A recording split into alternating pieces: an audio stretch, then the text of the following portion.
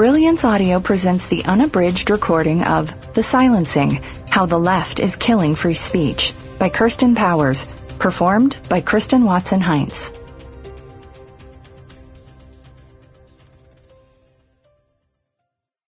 To My Father. Introduction. I grew up during the 1970s with a feminist mother who was trailblazing her way across Alaska as one of the country's few female archaeologists. She and my father, also an archaeologist, had set out for the last frontier on an adventure after earning their PhDs at the University of Wisconsin-Madison. Although they divorced a few years later, my parents continued as colleagues at the University of Alaska Fairbanks for 3 decades. The campus was a haven to the few liberals in Fairbanks, an otherwise overwhelmingly conservative town located in the center of the state.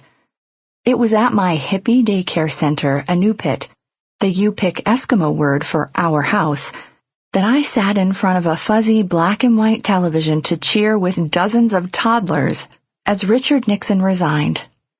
That triumph of right over wrong was my first taste of politics, and I was hooked.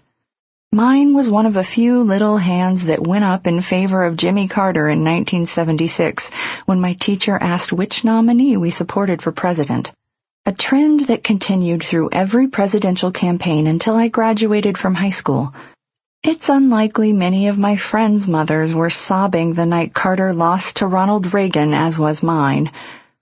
My political education occurred at the dinner table.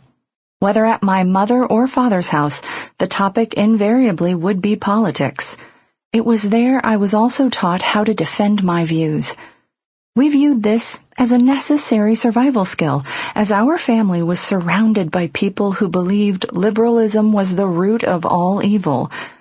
At my tiny Jesuit high school, I would debate my conservative classmates on issue after issue, whether it was feminism or caring for the poor. My friends' parents were uniformly small government conservatives, and their children followed suit. Ronald Reagan, their patron saint, was president. He could do no wrong. At my house, however, there was a very different storyline on the president. The Democratic roots in our family ran deep, as both my parents hailed from Irish Democratic stock. My father's tribe was a mix of working-class Catholics and Protestants. On my mother's side was an army of... Sample complete. Ready to continue?